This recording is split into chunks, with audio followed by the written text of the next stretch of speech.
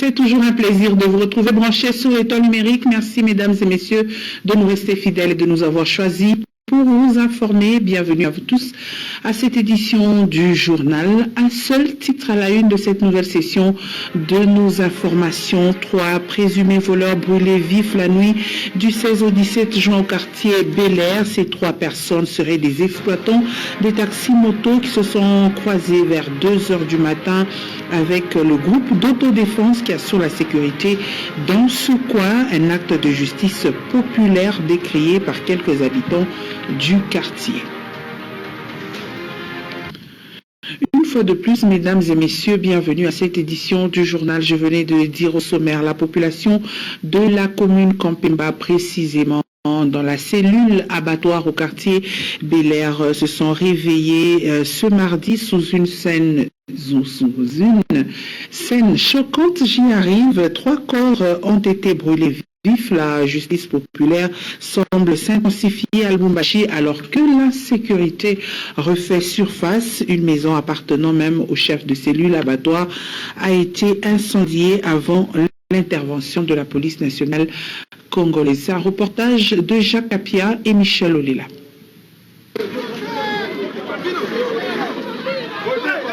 La scène ressemble à un film d'Hollywood. Eh bien non, c'est une réalité vécue au quartier Bel-Air la matinée de ce mardi 17 juin 2025.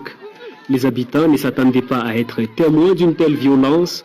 3 corps ont été brûlés vifs.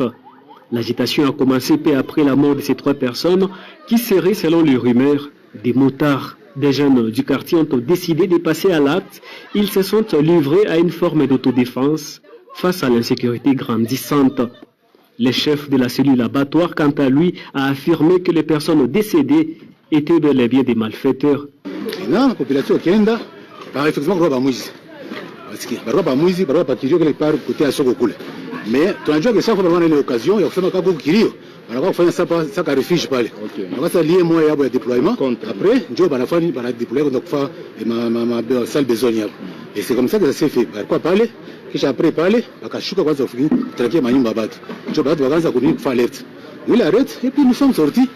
Ukubakimbiza ndio batatu bananguka. Wale watu ndio population baramasi. Il a fait justice populaire. Sa position a semblé renforcer les sentiments de colère chez les motocyclistes du quartier qui se sont rapidement dirigés vers sa maison. Il accuse d'avoir protégé les jeunes dans cette affaire d'autodéfense. Sur place, la maison a été saccagée avant d'être incendiée. La tension est encore montée alors que la police est venue en intervention, arrêtant un présumé assaillant. Cependant, les camps des motocyclistes ont refusé de laisser ces événements sans réaction. Des tractations avec la police ont eu lieu, malgré les risques d'émeutes.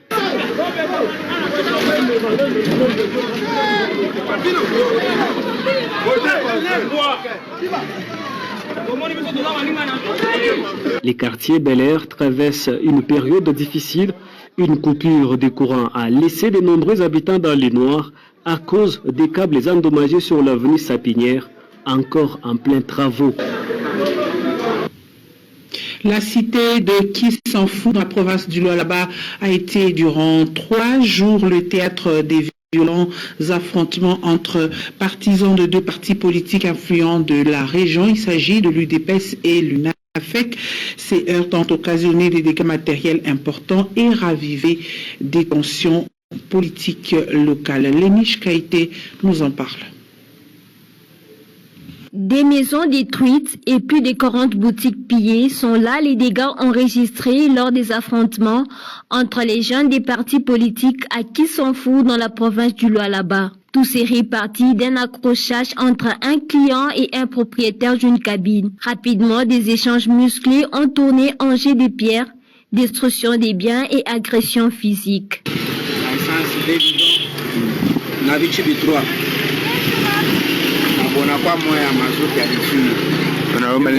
Outre les dégâts matériels signalés, une personne a été brûlée vif. Des habitants évoquent un climat de peur et d'intimidation, notamment pour ceux qui refusent de s'afficher politiquement. L'incident de Kissanfou interpelle sur la tension et intolérance politique croissante, rendant ainsi la cohabitation pacifique fragile. Dans un tout autre chapitre à présent, l'armée congolaise a démenti hier sur le prétendu massacre des civils à Moba dans la province du Tanganyika. Selon le porte-parole des forces armées de la République démocratique du Congo, aucun massacre n'a eu lieu dans ce territoire à la date du 14 au 15 juin 2025. Sylvain Ekenge a fait savoir que ceci n'est qu'une rumeur. Suivez.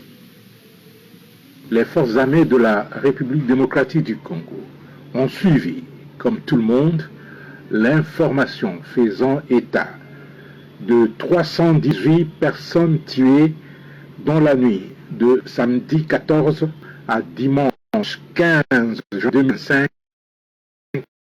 des Moba en province du Tanganyika. À ce sujet, les forces armées de la République démocratique du Congo portent à la connaissance l'Union nationale et internationale qu'aucun massacre d'une telle ampleur n'a eu lieu dans la nuit du 14 au 15 juin 2025 dans le territoire des Moba. L'information sur les prétendues 318 personnes tuées, rendue publique sans vérification préalable, est fausse et dénuée de tout fondement. En effet, faisant le bilan sécuritaire du territoire, la société civile locale a plutôt stigmatisé l'activisme des groupes armés Mutono, à la base d'une dizaine de morts depuis 2024 au groupement Maseba dans la chefferie de Kansabala en territoire des Moba, sous l'impulsion du gouverneur de la province du Tanganyika. L'administrateur de Moba a réussi à gérer la situation avec sagesse et professionnalisme. Les forces armées de la République démocratique du Congo demandent à l'opinion de ne pas céder à la désinformation, la manipulation et l'intoxication véhiculées par les personnes mal intentionnées dans le but de nuire à leur crédibilité. Elle dénonce également la récupération de cette fausse information à des fins politiques et propagandistes. La même version des faits a été donnée par la société civile et les élus de Moba. Ils ont chacun précisé que le chiffre de 318 morts n'est qu'un chiffre cumulé des atrocités des dernières années. Ils ont par ailleurs élevé la question de la sécurité dans ces parties de la province du Tanganyika. Et selon l'organisation onusienne Human Rights, des graves violations de droits humains sont enregistrées dans la partie est de la République démocratique du Congo, une situation sécuritaire alarmante qui se détériore d'ailleurs au quotidien pour le haut commissaire des Nations Unies pour les droits de l'homme. Toutes les parties au conflit sont en train de violer les droits. Des précisions avec Ben Kaïbe. Dans une déclaration, Volker Turk a affirmé que l'ONU a minutieusement suivi une enquête sur la situation sécuritaire et humanitaire dans l'est de la RDC.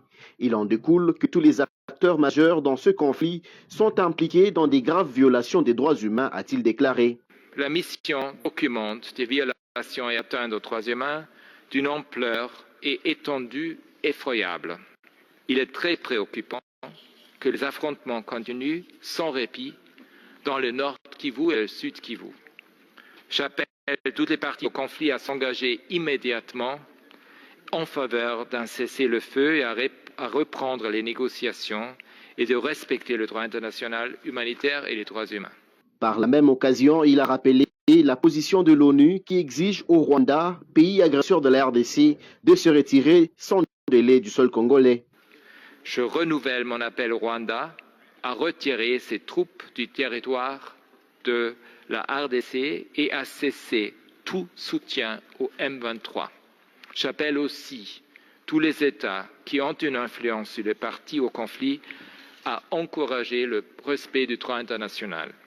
Je les exhorte à faire tout ce qui est en leur pouvoir pour répondre à cette grave crise dans cette région et à soutenir les efforts de médiation pour trouver une solution durable, notamment en traitant les causes profondes de cette instabilité. Le respect des droits humains et internationaux, Le cessez-le-feu et la poursuite des négociations, c'est entre autres les recommandations faites par le Conseil des droits de l'homme. Ce dernier encourage également les autres pays membres ayant une influence à s'engager pour la résolution pacifique de ce conflit qui date de plusieurs décennies.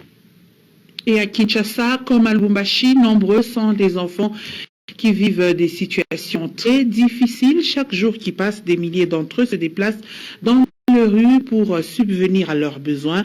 Nous vous proposons dans ce récit de Laetitia Mujiga la manière dont quelques enfants de la capitale RD congolaise font face à leur sort qui est souvent tragique. Regardez. Dans les ruelles de Kinshasa, on découvre ces enfants qui doivent se débrouiller pour survivre. Kabose Moutouadi, âgé de 13 ans, en est un exemple. Depuis un an, il travaille comme cireur, ce qui lui permet de gagner sa vie.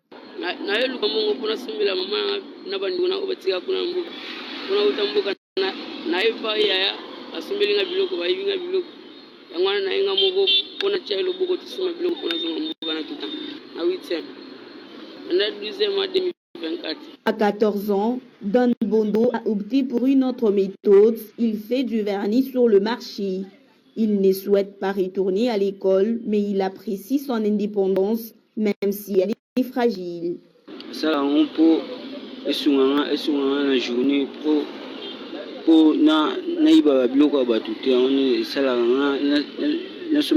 epesanga mbongo nasomela mama biso biloko akomateka na babalaba nasomela biloko babilamba onde esunganga na bongo banda 2019 par jour ntemba sungi na journée ya 45 000 à 35 000 soko pe bien tout mois 25 15 000 na jupe na kina ndako. D'autres enfants sont obligés de travailler à cause de leurs parents. André Kamé, à peine âgé de 10 ans, jongle entre l'école et la vente. Chaque jour, après les cours, il vend de l'eau sur le marché, une responsabilité qu'il a reçue de sa mère pour aider à nourrir la famille.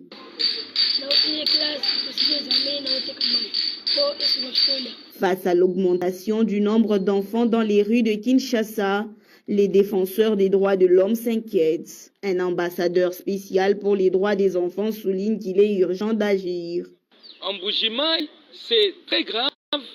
Et si nous prenons également les enfants qui sont dans les milieux ouverts, les enfants dans la rue, sur la rue, ils sont plus de 40 000 dans la rue aujourd'hui et sont certifiés. Et la ville d'Mbuji-Mayi est le berceau des enfants de la rue. La journée de l'enfant africain de cette année avait pour thème planification et budget d'enfants créé depuis 2010. Bien que ces thèmes soient ambitieux, la réalité quotidienne des enfants travailleurs à Kinshasa semble encore être très éloignée. Bien que ces thèmes soient ambitieux, la réalité quotidienne des enfants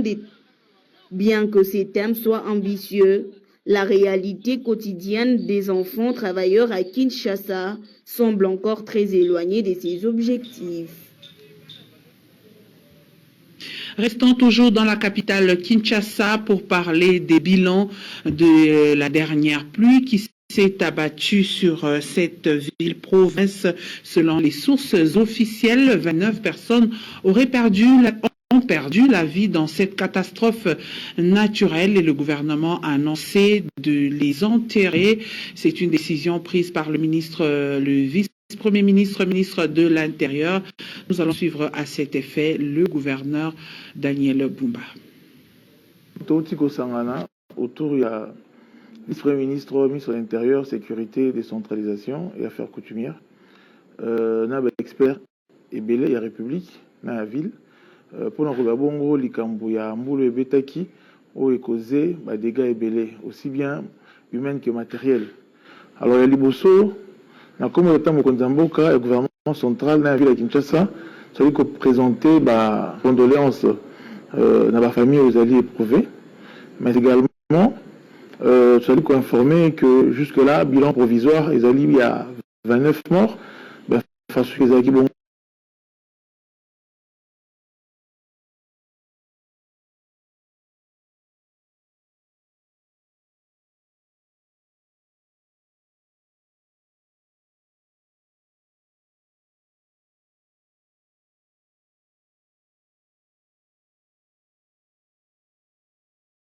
le conflit entre Israël et l'Iran. Le siège du Mossad, service de renseignement militaire israélien, bombardé par l'Iran. Celui-ci promet un déluge de feu sur Israël. Cette attaque iranienne est une réplique au bombardement de la télévision d'État iranienne, phare de la propagande anti-israélienne. 3 personnes ont perdu la vie et nous vous rappelons qu'en 5 jours de conflit entre les 2 États, les dégâts sont incommensurables. Une note gaie dans cette édition du journal, c'est grâce à l'unique réalisation de Makuta dans les temps additionnels que Msichana a réussi à s'imposer face à Amani au stade TP Mazembe ce mardi 17 juin 2025. Un match difficile pour les académiciennes qui ont fait l'essentiel après avoir dominé l'ensemble de la rencontre, nous dit Sam Kambwe sur les images de Mesha Kaembe. C'est une victoire très difficile arrachée par l'Académie Moussichana dans cette 16e édition du championnat national face à Amania de Kinshasa après avoir manqué un penalty en première période. Il fallait donc attendre les ultimes minutes, soit dans les 3 minutes de temps additionnel pour enfin assister à l'ouverture du score des Moussichana. Et c'est Makuta qui offre la victoire aux académiciennes dans les ultimes minutes. Et c'est peut-être Makuta pour jouer ces ballons. Et c'est l'ouverture du score dans les temps additionnels, je le disais. Que la solution pouvait se venir au banc des touches. Et là, c'est Makuta pour délivrer cette académie à Moussichana. Une victoire fruit du travail à souligner Sarah Kitenge, coach de cette formation. On a essayé de dire aux filles de rester toujours concentrées pour ces matchs, en plus de ne plus toujours encaisser. Parce qu'on a notre objectif de sortir premier du pool. Travailler, ça nous donne une place, mais on doit toujours travailler pour entamer d'autres rencontres. Pas vraiment beaucoup parce qu'on a travaillé et on a insisté beaucoup plus sur les jeux offensifs. C'est pour cela qu'on n'a pas pu réussir, mais la deuxième mi-temps, on a insisté et puis elles ont marqué. Et dans les restes, il faudrait noter également la bonne performance de la gardienne d'Amani qui a longtemps permis à Amani de résister et surtout à retarder à l'ouverture du score de cette équipe de Moussichana. D'abord le penalty manqué par Deborah Boleki. On va les sifflets donner Deborah Boleki, c'est parti! Et c'est arrêté. Mais aussi à des tentatives de Lonika. Lonika d'un bon ballon, la sortie au bon moment de Mayombo Pika pour empêcher Lonika de pouvoir donner l'avantage à l'Académie Moussichana. Et grâce à cette victoire, Moussichana se positionne en tête du classement dans son groupe et vise clairement l'ambition déterminée et pourquoi pas remporter les titres à cette saison. Depuis le stade ATP Mazembe de la Kamalondo, Sam Kambwe, Mesha Kaembe, notre radio-télévision. Et nous allons terminer par ce tour des journaux parus ce 17 juin dans la capitale Kinshasa. Papi Katassi nous présente le condensé.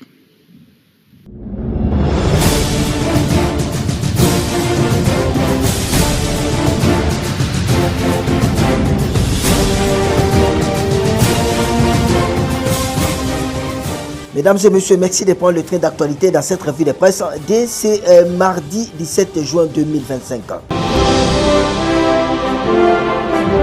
Clôture des mining DXI, Soumino insiste, jamais un accord pour récompenser les agresseurs, titre notre consoeur l'APEXE. En croire ces tabloïds, le gouvernement de la République du Congo ne signera jamais un accord qui récompense l'agression d'une autre nation, a fait savoir la Première ministre Mme Soumino Tsuluka lors de la clôture du 20e édition du Mining DXI le vendredi 13 juin 2025 à Lubumbashi dans la province du Haut-Katanga. Le gouvernement ne signera jamais un accord qui récompense l'agression d'une autre nation à notre encontre. Notre engagement est de protéger les intérêts légitimes du peuple congolais aujourd'hui pour les générations futures, a déclaré Soumino Tsuluka. Premier ministre révèle un communiqué. Autre sujet, Sénat, Sama Lukonde encourage tous les Congolais à soutenir les efforts de Félix Tshisekedi. La grosse exclamation du quotidien d'Action Développement, la prospérité. Encore notre consoeur, au terme d'un trimestre mouvementé et riche en production législative, la Chambre haute du Parlement a officiellement tiré les rideaux sur la session parlementaire des mars au cours d'une plénière solennelle tenue dimanche 15 juin 2025 sous la houlette de son président Jean-Michel Sama Lukonde Kyenge. Ce dernier a en effet, dans son allocution des circonstances, dressé avec satisfaction un tableau encourageant de la mission réalisée par le Sénat, soulignant un nombre important de défis futurs à résoudre. Au sujet de la crise sécuritaire et humanitaire qui bouscule la partie est de la RDC allant jusqu'à Perturber l'inquiétude des populations suite à l'agression rwandaise, Samuel Konde King a réitéré son appel à la cohésion nationale et à la mobilisation des Congolais derrière les efforts qu'engage Félix-Antoine Tshisekedi Tshilombo, président de la République, et surtout les fronts pour parvenir à rétablir la paix dans la partie est de la RDC. Dans un autre chapitre, massacre fictif à Moba, 318 morts annoncés, une intox relayée par Vital Kamere, titre les tabloïds d'Info 27 ans. Selon notre confrère, cette affaire embarrassante rappelle à quel point la communication institutionnelle en RDC demeure fragile, sujette aux approximations et trop souvent influencée par des canaux non officiels. À l'heure où la désinformation et les manipulations d'opinion font rage, notamment dans les zones de conflit, la rigueur factuelle devait être la règle, en particulier lorsqu'il s'agit de sujets aussi sensibles que les pertes en vues humaines. Les faux pas du président de l'Assemblée nationale, poursuit notre confrère, interroge sur les mécanismes internes de vérification d'informations au sein même de la chambre basse. On va terminer par cette information. Nord Kivu, reprise fragile du trafic entre Butembo et Goma, malgré les risques et rapports de cette information. J'ai un peu info.net. Le trafic routier entre Butembo et Goma redémarre progressivement après des mois d'interruption causés par le combat opposant les rebelles du M23 aux forces armées congolais FARDC. Ces corridors cruciaux qui traversent les territoires instables de Rutshuru et Lubero restent toutefois semés d'embûches. Sans annonce officielle, plusieurs véhicules de transport des passagers des marchandises empruntent désormais ces tronçons stratégiques souvent au péril de leur vie. J'ai fait la route sans problème, mais la peur reste présente à chaque poste de contrôle, confie un chauffeur de ligne. Ça n'est donc fini pour cette revue de presse. Prenons rendez-vous pour demain, tous derrière nos FARDC, Bendele Kouyate Congolais tellement.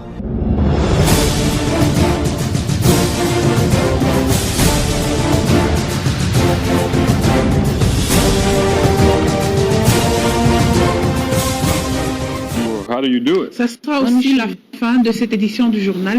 Merci, mesdames et messieurs, de nous avoir suivis. Restez en compagnie de nos programmes.